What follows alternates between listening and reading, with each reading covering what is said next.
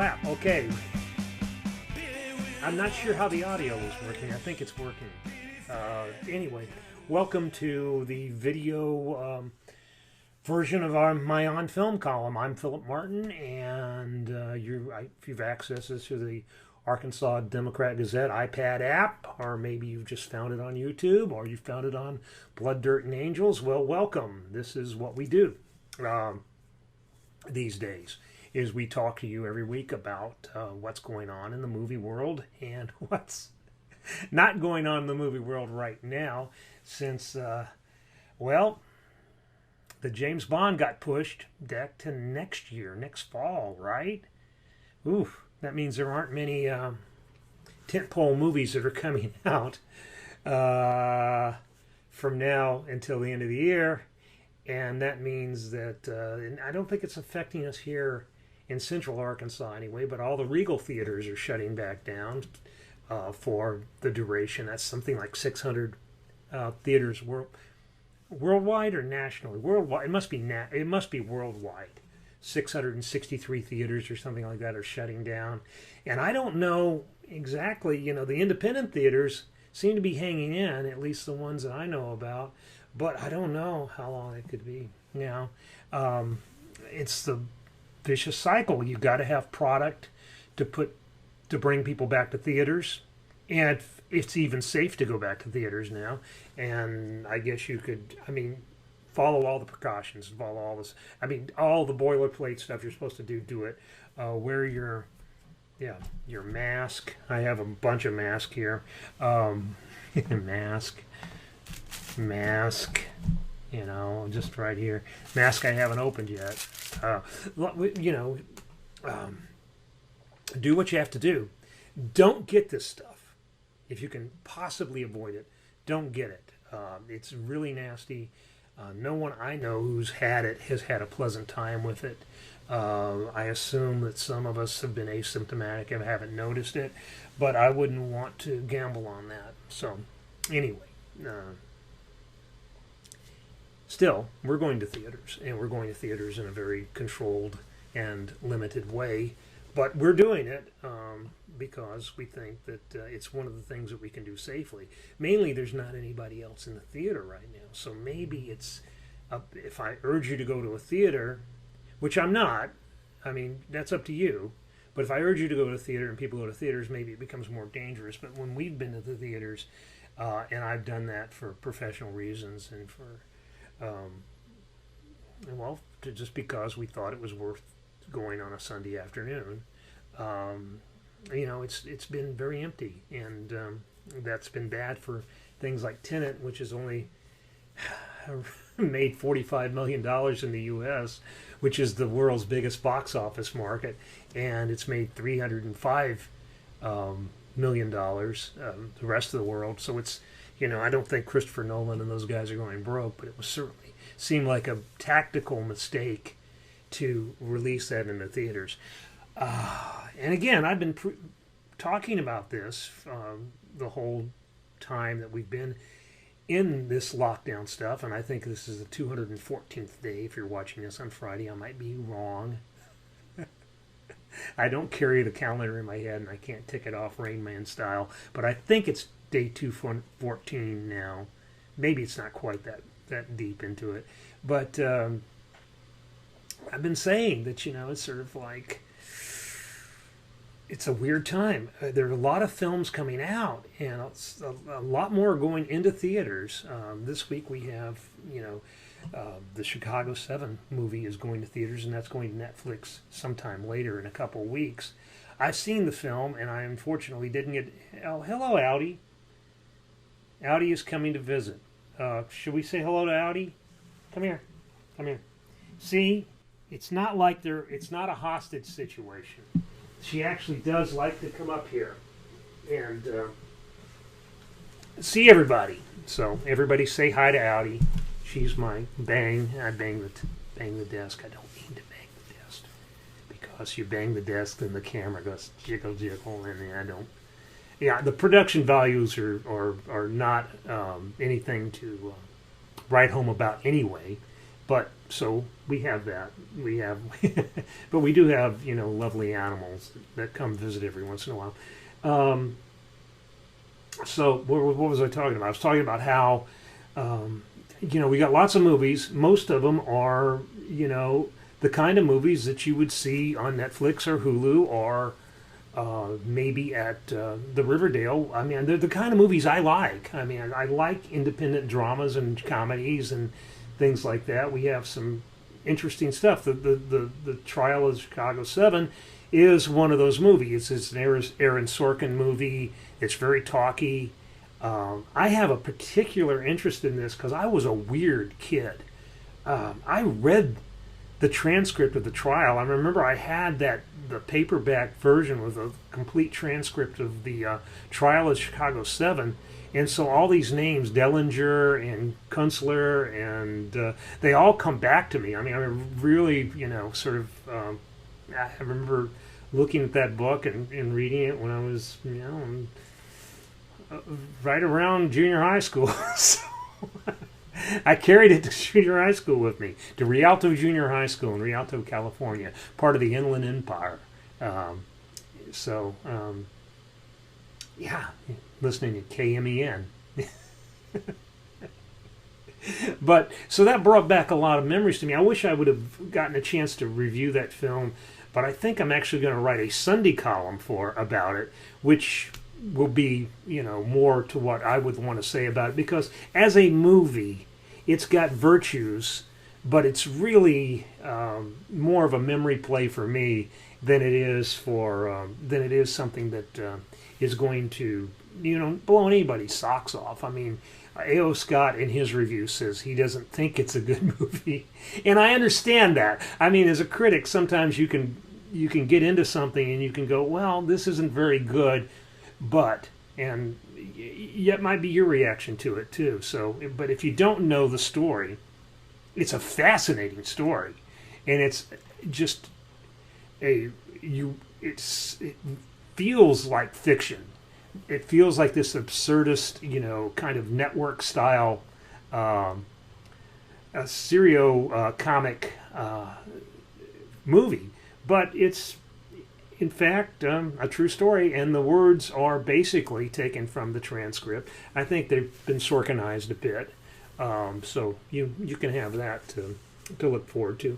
What else have we got? Oh, we've got a couple of things. Yellow Rose looks interesting. I have not seen that, even though that's a Sony picture. I probably could have got a screener of that had I been aware that it was coming out. It sounds a little like a reprise or a callback to Wild Rose from last year, or was it 2 years ago, that brought the famous or the wonderful Jessie, what's her name, to our attention as a wonderful singer and actress. And this was a Filipino woman who is trying to be a country and western singer, not an Irish or a Scottish felon who's trying to be a country and western singer. But it will be. I think it might be a worthwhile watch, and we might watch that later too. And the Apple Plus. Apple TV Plus film On the Rocks actually opened Friday, but we held the review to this week just because, I don't have enough space. I just don't. I don't have enough space. I don't have enough time. I mean, it's sort of like I said, I would have loved to have written a review of, Audie's gone, of the Trial of Chicago 7, but, run out of room. I ran out of time. I just don't have time to do that. I'm trying to write as many reviews. I think I've probably written more reviews this year than I generally have. And this new movies column, which I don't know if I'm going to be able to hand it off. I hope I'll be able to hand it off at some point. But it's sort of like consuming a lot of my time too, because I'm trying to really give you an overview of what's opening, both in the theaters. In some of these movies, you have no chance to see because they just show up. It's like they pop up on the radar. And then the stuff that's online, that's on video on demand, which is a really rich environment now. And they are sending me links and links and links, and Karen's getting links and links and links. So much so that we could not possibly watch them all, much less watch them all and review them all. So we are trying to do our best with what we've got, and we're not complaining. I'm just trying to explain to you why some things are in the newspaper and some things aren't in the newspaper.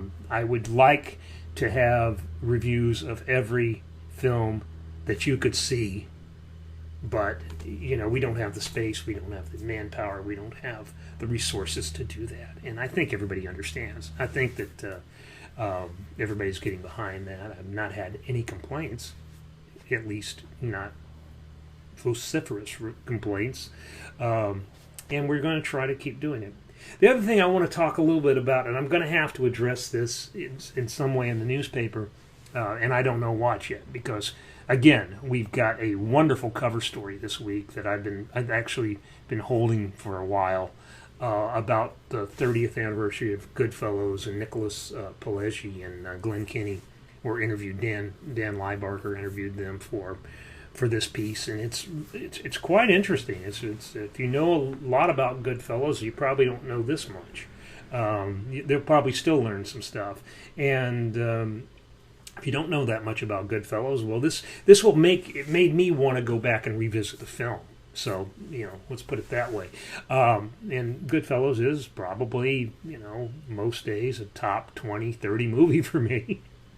I'm very, but there were things that were in the story that made me go, oh, yeah, I never quite realized that's exactly what they were doing. But now that you mention it, So I'm really happy about that story. I'm happy about what we're able to put in the paper. I'm unhappy about what we're not able to get in the newspaper. But that's, the nature of a newspaper. Even in the digital age, you still have a finite amount of time and we have a finite amount of space. Now, we can put some of that stuff, over on the Blood, Dirt, and Angels blog, and we will. I think Nicholas Pileggi's audio is going up over there.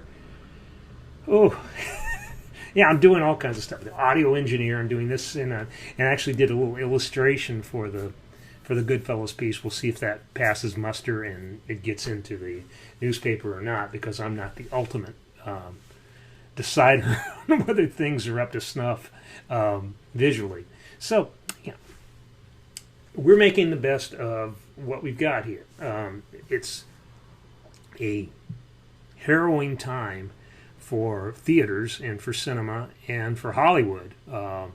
And we don't know what is going to happen. We assume that at some point we're going to get back to normal, and all these things that are supposed to come out will come out. Lots of things have been delayed. I don't have a list right now. You can read the new movies thing, and I write a little bit about that in there. The Hot Springs Film Festival is this week, and that used to be, I don't know about you, but our lives, there were always, events that told you what was going on. I mean, where you were in the year. It's like we had Tribeca, in March, and then, we had the Hot Springs Film Festival in October, and now we're going to have Filmland in October too. The Arkansas Cinema Society, I think that event is sort of like secured into October now, which is a good thing for them, because they'll be able to get more films like Nomadland and Last Night in Miami. And I think Nomadland, if you saw it at ACS, it may be a long time before you get to see it in a theater. So you really are up on everybody. I hope that I don't know what the deal is going to be with screeners this year, with for your consideration screeners. Do you hear that boom boom? I don't know what that is. That's something terrible happened downstairs, probably. But our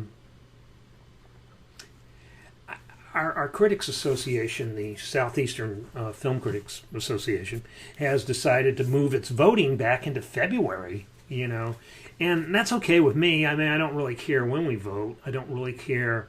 I'll probably still come out with a top 10 list, for the end of the year, for the last Sunday of the year, I'll probably still do what I always do. But it's going to be very different in that most of the films that I've seen this year, I've seen, the way you've seen them. I've seen them on TV. I've seen them on my computer. It's not been a normal year. And a lot of the films that we were going to come out that we were looking forward to have been pushed. And I don't know, so maybe I'll get a DVD of Nomadland before long, or a link to it, or something like that. Maybe a lot of these films that, maybe I'll get to see them at least. I don't know, though. Maybe not. Maybe the screeners are going to have been pushed back, too, and that's why we've pushed our voting deadline back. Anyway, we're just doing the best we can. And like I said, the Hot Springs Film Festival starts on the 9th, which is today. Not starting yesterday like the Filmland did. Filmland starts on Thursday, which is not good for us. But we did have something the week before. But then they came out with new announcements like on the Wednesday before it started, which means that we couldn't get a lot of stuff. It's just bad. If you're trying to get something in my newspaper, in my section, in my Friday movie section, please get it to me at least a week ahead of time, at least the Friday before. And if you can't manage that, please at least get it to me by Tuesday morning, because Wednesday morning is my deadline, my drop dead line. So, if it comes in, we did it last week, but it's tough. Okay, anyway, I don't really know much about what's at the Hot Springs Festival this year because, again, usually we're participating in it. We're doing sessions down there, and I will have been watching these films for 3 or 4 weeks before the festival, and I will know something about them. Right now, I can tell you that they've got what looks like a really good lineup. I mean, they've got an Alex Gibney retrospective with a lot of his films. The Rock and Roll President Jimmy Carter thing, The Cakes of Versailles, Story of a Movement, 9 to 5 Story of a Movement. And Larry Foley's film about what was it about? I just saw it. My God. The Hanging Judge. That's right. Yeah, I've seen that, and it's a very good film. It's like a lot of Larry's work. It's really solid, and it's really interesting. If it suffers from production values, because it does incorporate reenactments, and sometimes those seem a little weird in a documentary type thing. But, it's a very good documentary, and it's very good. Let's see what else Devil Put the Coal in the Ground, which I've heard a lot about, and it's not finished. That's a sneak preview. Otto Lenya and the Cakes of Versailles, which is allegedly a beautiful, wonderful film about chefs. Story of a Movement, 9 to 5, is about the, secretaries, the rise of secretaries in the 70s. We have, like I said, the Gilney thing is really interesting because Client 9, the rise and fall of Elliot Spitzer, Enron, smartest guys in the room, Finding Fela, which is about Fela Kuti, the singer, the African singer, Scientology, Going Clear, Scientology in the Prison of Belief, which is probably the best Scientology movie. My Scientology movie may be the most entertaining Scientology movie, but I think this might be the best one. Now, No Stone Unturned, which is from 2017, is one I somehow missed. So I don't know anything about that. And Taxi to the Dark Side, which is just amazing. I really love that film. That's a very scary film, and it's told us some dark stuff about us. The Southern documentaries, the highlight here for me will be the Kate brothers, the Benjamin Mead's Arkansas rock and soul royalty. Benjamin Mead, I know a little bit, and I've seen some of his films, and that promises. At Boy State, which is excellent, very good film, probably one of the top 10 films of the year, by my reckoning right now. John Lewis's Good Trouble, which another great film. Larry Foley's, and I should give the title of that film. It's Indians, Outlaws, Marshals, and the Hanging Judge. And that's so. Okay, there's some construction going on near here. That's what the boom is. Okay. Rap Squad. I don't know anything about Rap Squad except it's set in Helena, West Helena, about their and proper pronouns, which I don't know much about either. I know it's about transgender clergymen in North Carolina, or transgender clergy, maybe not clergymen. And they do such a good job of programming this festival. I would invite you to go to their website and check all this stuff out for yourself. I'm just that's what I'm looking at right now. And you can, I think that, don't quote me on this, I think it's $150 will get you into the festival virtually, so you can watch all these movies, and they're really worth it. Especially virtually, you can probably do it on your own schedule, Again, I haven't quite gone through all that. Maybe in my new movies column, I will tell you a little bit more definitive information. And I won't just be reading off the website, which is what we're reduced to. The international Mama Crom is, I've heard some good things about that. That's a West African film shot in Ghana. School. It's about a school there. Once Upon a Time in Venezuela. I've heard of that. The Walrus and the Wishkable. Oh, I heard that. Yeah, that's the Smooshy. That's the the Walrus and the Whistleblower. That's an animal doc from Canada that I've heard some good things about. The short films are always really wonderful. Nolan Dean's Of Concrete and Skin, the story of the Elaine Massacre Memorial, would be worth checking out. Though they, in the program notes here, it's Phillips County, AK, Alaska. That's Phillips County, Arkansas. Sorry, guys. The committee selects. Okay, yeah, this looks really good. And again, I don't know what you should do except go to the website and pay your money and get into the festival. This is a great time. If you've never been to a film festival, you can experience it all virtually from the comfort of your own home here. And there's nothing wrong with that. That's the new normal, right? So anyway, what else do I have to go to tell you guys this week? Well, we're going to get better at this at some point. I think what I'm going to start doing, and I would have done it this week, except I realized we were going to have to talk about Hot Springs Film Festival, and we're going to have to talk about all this. I think what I'm going to start doing is bringing in special guests to do this, and not that special guest who you can see back there. Audi has not quite left the building, so she's been listening, eavesdropping.